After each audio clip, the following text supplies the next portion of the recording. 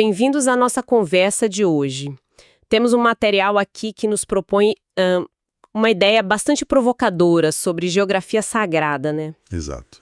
Uma ideia que mexe com algumas noções bem estabelecidas. A questão central que emerge das fontes é: será que existe uma continuidade geográfica direta, física mesmo, entre a Babel de Gênesis e a Jerusalém bíblica? É isso aí. A análise que a gente vai fazer se baseia numa interpretação específica que está nos textos que a gente recebeu e é chamada de teologia de impacto. Certo. E essa abordagem, ela lê a descrição de Jerusalém como o centro das nações, lá em Ezequiel 5:5, de uma forma muito, muito literal. Literal como? Sugerindo que Jerusalém ocupa o mesmo ponto geográfico que a Babel de Gênesis 11, que seria então o centro original do mundo. Entendi. Então, os pilares dessa discussão são Gênesis 11, com a Torre de Babel, Isso. Ezequiel 5:5 e 38:12, que falam de Jerusalém como centro, ou até um umbigo, né? Exato, o Tabor. E também uma leitura específica do Apocalipse. É fundamental a gente entender essa teologia de impacto, então. Ela busca o concreto, o histórico, o geográfico nos textos. Sim, se distanciando de interpretações que veem tudo como alegoria, como símbolo. Certo. Então vamos mergulhar nisso. Olha, o interessante aqui é justamente essa metodologia que as fontes descrevem. A teologia de impacto insiste numa leitura que privilegia o literal, sabe? E busca uma continuidade física, tangível mesmo, entre os locais e eventos bíblicos. O que, claro, vai contra muitas interpretações mais tradicionais. Exatamente. Entra em choque direto com visões que leem muitas dessas descrições como simbólicas ou puramente espirituais.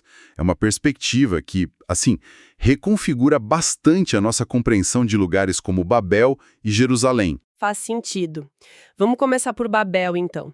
Gênesis 11 descreve a construção da torre na planície de Shinar. O objetivo ali era claro, né? Fazer um nome para si, construir uma torre que alcance os céus. Gênesis 11, verso 4. Como essa teologia de impacto interpreta isso, especificamente segundo as fontes? Bem, de forma bem concreta mesmo, a torre é vista como uma tentativa humana de estabelecer um eixo vertical, um axis mundi físico, sabe? Um ponto de conexão. Isso, um ponto de conexão direta entre a Terra e o divino, mas construído pela força humana, pela engenhosidade humana. Era tipo uma tentativa de criar um centro a partir do qual a humanidade ia se organizar e controlar seu próprio acesso ao sagrado. Só que a história não termina bem para eles, né? Vem a confusão das línguas, a dispersão, o projeto não foi concluído. Isso não meio que invalida a ideia do local como centro? Então, segundo a interpretação dessas fontes, não. Embora o projeto tenha sido interrompido e o pessoal espalhado, né? Gênesis 11, verso 8. Sim. O local em si, talvez as fundações ou a intenção de fazer dali um eixo central, isso não teria sido completamente anulado. A localização geográfica permaneceria marcada por essa tentativa original de conexão. O projeto falhou, mas o ponto no mapa continuaria, digamos, relevante. Entendi. O local fica marcado. Agora, vamos para Jerusalém e para Ezequiel. As fontes destacam duas passagens-chave aí. Primeiro, Ezequiel 5:5, onde Deus diz: "Esta é Jerusalém, pula no meio ou centro das nações." E as terras estão ao redor dela, exato. E a outra é Ezequiel 38:12, que descreve o povo de Israel habitando no centro da terra. Qual é a palavra hebraica original aí? A palavra em Ezequiel 38:12 para centro é tabur. E o interessante que as fontes apontam é que na Septuaginta, aquela tradução grega antiga... Certo, a tradução do Antigo Testamento hebraico. Isso. Lá, tabu foi traduzido como ônfalos. E ônfalos em grego significa literalmente umbigo. Umbigo da terra. Isso geralmente a gente entende como uma metáfora, né? Um centro de importância religiosa, política. Mas essa teologia de impacto vê diferente, certo? Completamente diferente. O argumento central das fontes é que tabur e ônfalos, nesse contexto específico de Ezequiel, não são só figuras de linguagem poética para indicar importância. Ah, então não é só poesia. Não. seriam termos descritivos de um ponto axial real, geográfico e espiritual. Uma das fontes que a gente leu diz que o termo indica o ponto de convergência geográfico e espiritual do mundo. É o centro nevrálgico mesmo, literal. E eles mencionam outras passagens? Sim, mencionam Juízes 9:37, onde Tabor aparece de novo referindo-se a um local perto de Siquém, mas descartam uma ligação com o Monte Tabor. Acham improvável. O foco é mesmo Ezequiel. Então, a força do argumento aqui, segundo essas fontes, é que Ezequiel não está só dizendo que Jerusalém é importante, mas que ela está literalmente no centro geográfico primordial. Que essa declaração de Deus em Ezequiel 5.5 é tipo uma confirmação dessa localização axial. Precisamente isso. A leitura literal da teologia de impacto vê Ezequiel 5.5 pula no meio das nações como a confirmação divina de que Jerusalém ocupa aquele centro geográfico específico. O mesmo centro que Babel tentou reivindicar. Exatamente. O mesmo ponto geográfico. Tá, isso começa a conectar as pontas. Se Babel foi a tentativa humana de criar um eixo central ali em Sinar, como o Tabor, o umbigo, o centro geográfico e espiritual. Como a teologia de impacto une essas duas coisas de forma definitiva? Qual a ligação? A conexão proposta é direta, é física. A interpretação das fontes é que não se trata de Deus escolhendo um novo centro, um lugar qualquer, mas sim de uma reocupação e, digamos, uma rededicação do centro original. Ah, então Jerusalém estaria localizada no mesmíssimo ponto geográfico de Babel? É isso que eles propõem. Uma das fontes coloca assim, olha, Jerusalém herda o posto de Babel, por reintegração no mesmo ponto axial do mundo. A função muda, claro, não é mais uma subida humana. É um ponto de descida divina, talvez? Exato. Mas o local, o endereço seria o mesmo. Uau! Isso é uma afirmação, assim, muito forte. Porque, a arqueologia tradicional, o consenso geral, localiza Babel lá na Mesopotâmia, no atual Iraque. São centenas, milhares de quilômetros de Jerusalém. Como as fontes lidam com essa tensão óbvia? Isso é um problema gigante para essa teoria, não? Sem dúvida. Essa é a principal objeção, e as fontes sabem disso. Elas reconhecem essa tensão. A resposta, dentro da lógica dessa teologia de impacto, vem de uma reinterpretação bem radical de outra parte das Escrituras. O livro do Apocalipse. Apocalipse? Sim, especificamente o testemunho que eles atribuem ali a João Batista. Peraí, João Batista no Apocalipse? Como ele entra para resolver essa questão de geografia? Achei que ele fosse mais do evangelho, do batismo. Então, as fontes argumentam que a chave está na identidade da Grande Babilônia, descrita lá em Apocalipse capítulos 17 a 19. A interpretação mais comum que a gente geralmente ouve é que Babilônia é um código para Roma, né? O Império Romano opressor dos cristãos. Exato.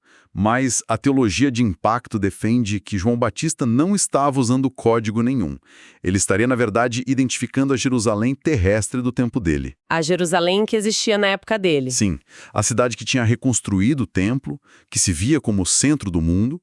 Ele estaria identificando essa Jerusalém como a verdadeira herdeira espiritual e, mais importante, geográfica da Babel original. Quer dizer que a grande cidade mencionada tantas vezes no Apocalipse. Isso, Apocalipse 17, 18, 18, 10, 16, 18, 19, 21. Seria, para João, a própria Jerusalém, não Roma. Para essa interpretação, sim. Seria a própria Jerusalém. Então a ideia é que João reconheceu em Jerusalém a reencarnação do projeto de Babem, aquela cidade que busca o céu por meios próprios, humanos, e que por isso mesmo estaria sob julgamento divino. Exatamente essa linha. Seria a mesma cidade, a mesma ideia desde Gênesis. A tentativa humana de criar seu próprio acesso ao divino. E essa leitura faz uma distinção crucial, segundo as fontes, entre duas Jerusaléns no Apocalipse. E ambas são vistas por João de forma bem concreta, não só simbólica. Quais são as duas? Primeiro tem a Jerusalém terrena, ou profana, digamos assim, que aparece em Apocalipse 17 a 19. Essa seria a Babel restaurada, a grande cidade, uma construção humana que é julgada e destruída no livro. Certo. E a segunda? A segunda é a Nova Jerusalém, de Apocalipse 21. Essa não é uma reconstrução, é uma cidade literal, uma construção divina que desce do céu para substituir fisicamente a anterior. Substituir fisicamente. Sim, ocupando o mesmo eixo geográfico que a anterior, que era o eixo de Babel. E as fontes até ressaltam a descrição detalhada dessa Nova Jerusalém, né? Portas, muros com medidas específicas, fundações de pedras preciosas. Li isso no material Apocalipse 21, versos 12, 14 a 21. Exato. E eles usam esses detalhes para reforçar que não seria só um símbolo bonito, mas uma realidade física palpável que desce. E tem a questão das dimensões também, que é algo impressionante. Sim. Apocalipse 21.16 descreve uma cidade cúbica, ou talvez piramidal, imensa. 12.000 estádios de lado, o que dá uns 2.200 quilômetros. É gigantesco. E essa teologia interpreta isso não como uma hipérbole, um exagero poético, mas como a descrição da contratorre de Deus, um imenso zigurate, vamos dizer assim, celestial, que desce. É o oposto da Torre de Babel que tentava subir. Entendi. Ocuparia o mesmo eixo, mas com a dinâmica invertida. Descida divina no lugar da ascensão humana. Visualmente é forte essa imagem da contratorre. Muito forte. E as fontes ainda trazem uma conexão disso tudo com o batismo de João Batista, né?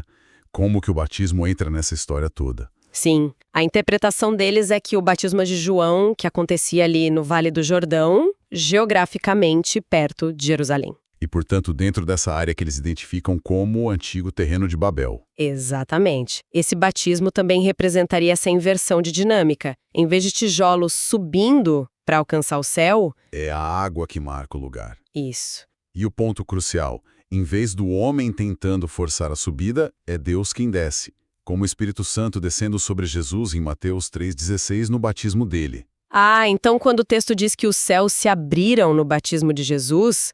Essa leitura literal da teologia de impacto vê isso como uma abertura física mesmo, naquele exato eixo geográfico espiritual. Essa é a ideia. O eixo sendo reativado, mas agora pela água e pela descida divina, não por tijolos e pela ambição humana. O batismo como um prenúncio, um protótipo do que aconteceria depois com a descida da Nova Jerusalém. Exatamente. Onde antes se tentava subir com tijolos, agora Deus desce através da água e do Espírito. Mesmo eixo, função invertida. É uma costura bem amarrada dentro dessa lógica. É uma linha de raciocínio internamente consistente, sem dúvida, partindo dessa premissa de leitura literal e geográfica. Mas, voltando àquela tensão com o mundo externo, com a arqueologia, além do Apocalipse, tem outras fontes usam para sustentar essa ideia. E como elas respondem mais diretamente à questão do local físico de Babel? Olha, as fontes mencionam algumas possíveis confirmações históricas, sim. Por exemplo, o historiador Flávio Joséfo, que era judeu, viveu no primeiro século. Sei, Joséfo. Ao descrever Jerusalém, ele de fato afirma que alguns a chamaram com bastante propriedade de o umbigo do país. Isso ecoa diretamente o Tabor, o Onfalos de Ezequiel, né? Interessante. Umbigo do país? Também citam a persistência de Jerusalém como centro do mundo em mapas posteriores, como aqueles mapas medievais em forma de T e O, sabe? Que sempre colocavam Jerusalém bem no centro do mundo conhecido.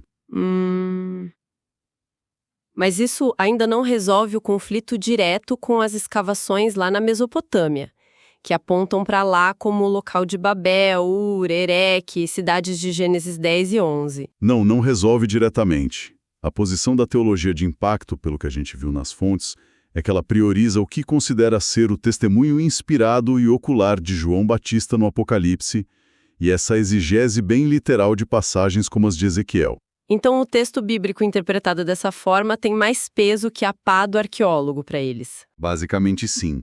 Frente ao conflito com a arqueologia tradicional, a sugestão que fica implícita é que, talvez, a arqueologia ainda não tenha achado ou identificado corretamente as evidências mais antigas. As fundações originais de Babel, que, segundo essa teoria, estariam lá, escondidas sobre a própria Jerusalém. É uma aposta alta, né? É uma posição que claramente valoriza mais a interpretação textual interna do que evidência arqueológica externa que a gente tem hoje. É um ponto de tensão, claro. Entendi a lógica. Então, recapitulando o argumento central que as fontes apresentam para a gente analisar.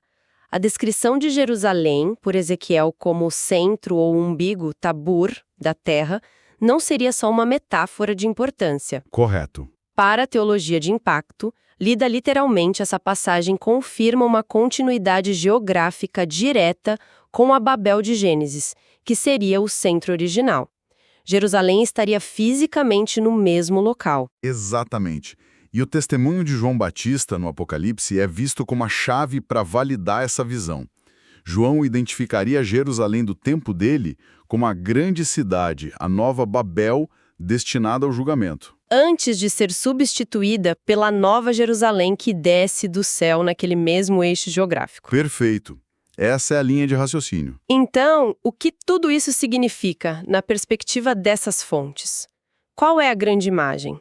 Significa que a narrativa bíblica central, desde a primeira rebelião humana organizada lá em Babel, até a redenção final com a Nova Jerusalém, tudo isso se desenrola sobre um único e identificável eixo geográfico e espiritual. Um ponto nevrálgico do planeta. O local que a gente conhece como Jerusalém. Uma história inteira concentrada ali. Isso nos deixa com a provocação final que as próprias fontes sugerem, né?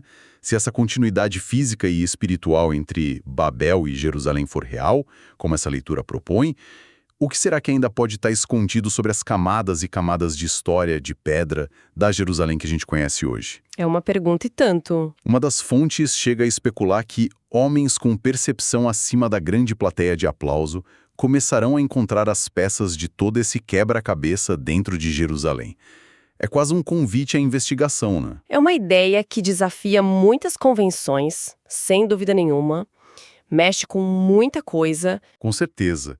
E levanta questões bem importantes sobre como a gente lê textos antigos, né? Como equilibrar a interpretação textual, a tradição, as evidências externas como a arqueologia. Até onde a gente deve buscar esse literalismo geográfico? Onde que termina a descrição física e começa o simbolismo? São perguntas que essa análise das fontes, quer a gente concorde ou não com a conclusão delas, nos força a considerar.